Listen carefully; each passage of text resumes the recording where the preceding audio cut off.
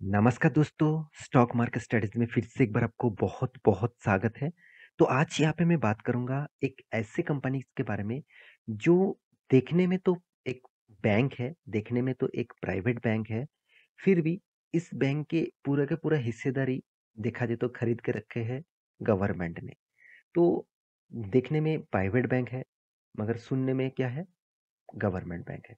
तो मैं आज इसी से जुड़े हुए कंपनीज़ के बारे में बात करूँगा, जिसका नाम है आईडीबीआई बैंक। तो आईडीबीआई बैंक जो है, वो एक प्राइवेट बैंक है और प्राइवेट बैंक रैंकिंग में कंपनी का टॉप 10 रैंकिंग में इसका नाम देखने को मिलेगा। तो कंपनी कोई छोटा-मोटा कंपनी मत समझ लेना, कंपनी 40,000 करोड़ से भी ज़्यादा मार्केट कैप है।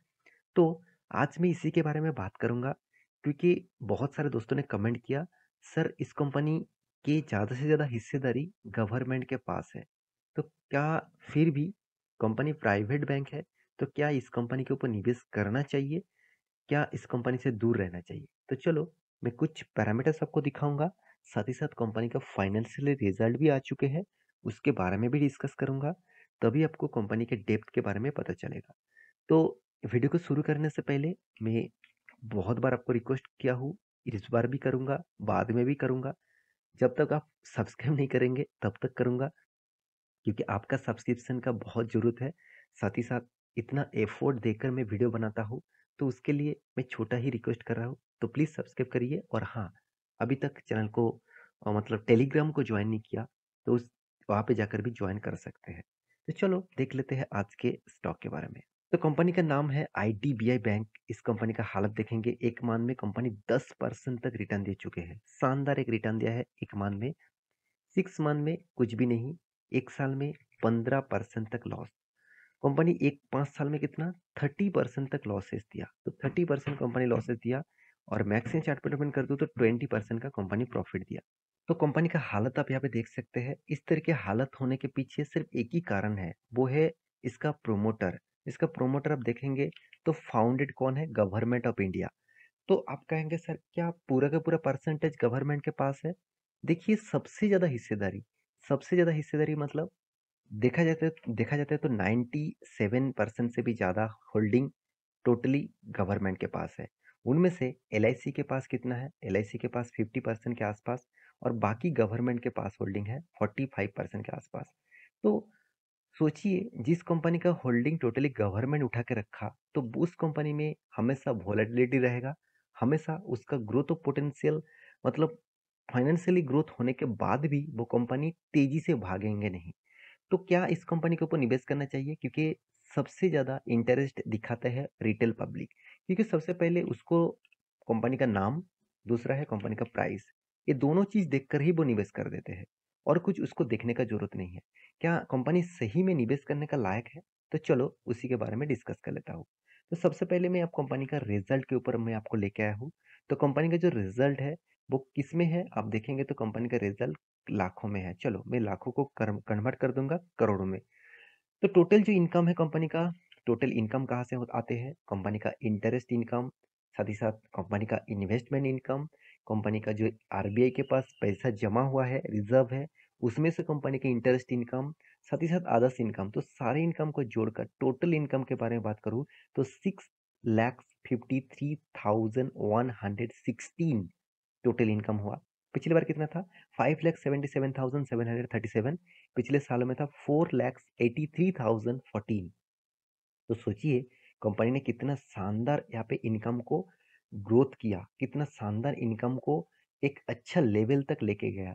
तो year of year basis and quarter of quarter basis दोनों में ही शानदार ग्रोथ दिखा। अभी एक्सपेंस के बारे में बात करूँ तो कंपनी का जो एक्सपेंस है, जैसे एम्प्लॉय कॉस्ट है, कंपनी का इंटरेस्ट एक्सपेंस है। सबसे बड़ा एक्सपेंस कंपनी को इंटरेस्ट एक्सपेंस से होता है, क्योंकि कंपनी जो पैसा मार्केट से उठा के रखे हैं, जैसे मान के चलिए सेविंग अकाउंट्स में, करंट अकाउंट में, और बहुत सारे इंश्योरेंस भी किया, बहुत सारे लोगों ने, बहुत सारे लोग एफडी भी किया। तो वो सारे पैसे का जो इंटरेस्ट है उसको तो बैंक को पे करना ही पड़ेगा। तो उसी का खर्चा जो है वो एक कंपनी के लिए खर्चा है, और उसी का जो खर्चा है उस खर्चे सबसे ज़्यादा होते हैं। तो इस सारे खर्चे को जोड़कर कंपनी का जो एक्सपेंस हुआ 5,34,600। पिछले बार था 4,80,000, पिछले सालों में था 4,17,000। तो उसके बाद जिसका नाम आपको देखने को मिलेगा, सॉरी, जिस डेटा को आपको दिखाऊँगा मैं वो है प्रोविज़न। तो देखिए यहाँ से ही कंपनी का गड़बड़ी देखने को मिलेगा। क्योंकि प्रोविज़न क्या होते हैं? प्रोविज़न होते हैं कंपनी का जो लोन बैंक ने बाँटे हैं, दूसरों को दिया है, उस लोन से कितने पैसे मार्केट से वो उठा नहीं पा रहा है। तो मान के चलिए कोई मतलब एक आपका दोस्त, आपका फ्रेंड एक बिज़नेस करने वाला है। तो उस बिज़नेस करने के लिए इस बैंक से लोन लिया है, मान के चलिए 1 लाख रुपया। तो उन्होंने तो 6 मंथ तक ठीक-ठाक इंटरेस्ट दिया।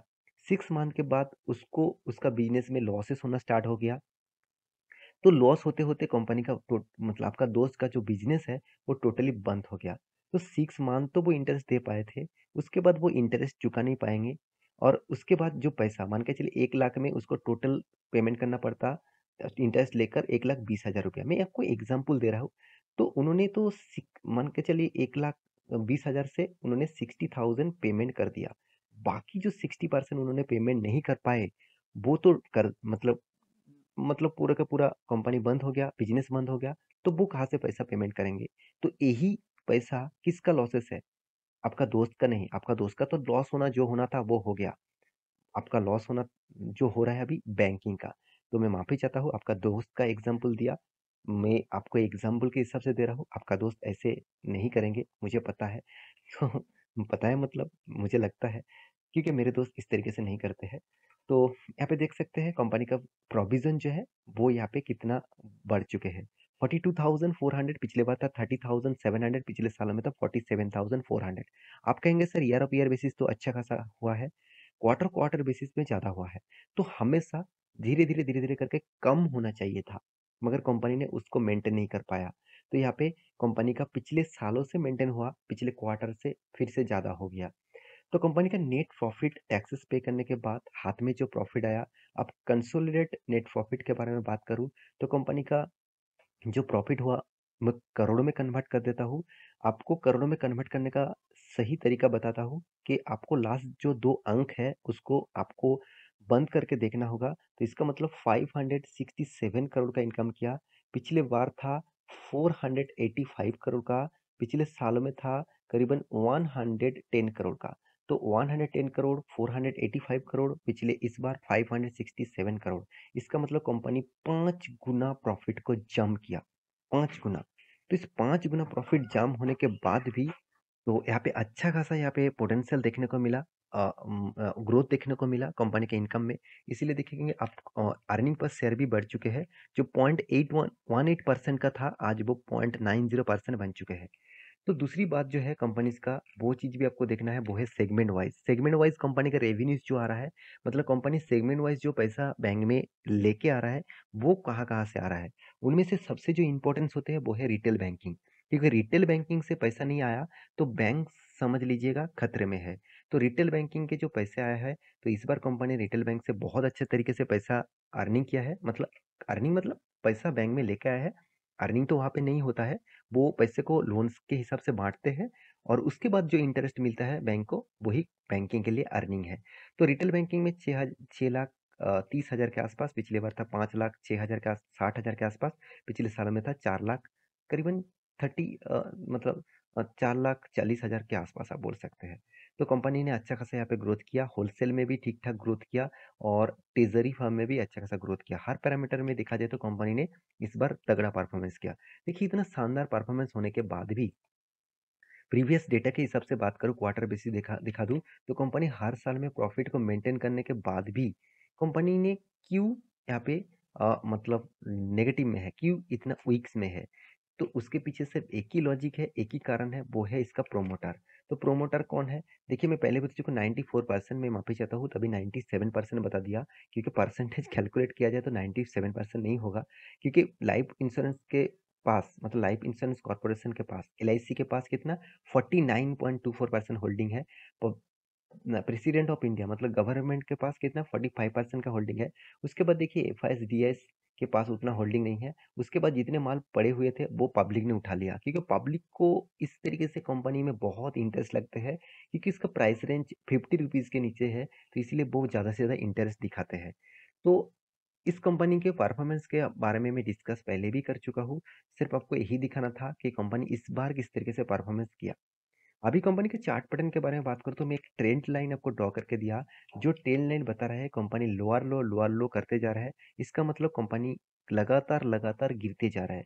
तो जो कंपनी लगातार डाउन साइड में है, तो मैं तो उस कंपनी के ऊपर बड़ा क्रॉस लगाना चाहूँगा। देखिए, ये मेरा खुद का ओपिनियन है, आप मेरे ओपिनियन को डिनाई भी कर सकते हैं, क्योंकि इन्वेस्टमेंट करना खुद के ऊपर हमेशा मतलब खुद के ऊपर भरोसा करके निवेश करना चाहिए। खुद के एनालिसिस के ऊपर निवेश करना चाहिए। आपको मैं हमेशा हर कंपनीज़ के बारे में डेटा इसीलिए दिखाता हूँ, क्योंकि कंपनी के जो अंदर की बात है, उसको आपको पता चले।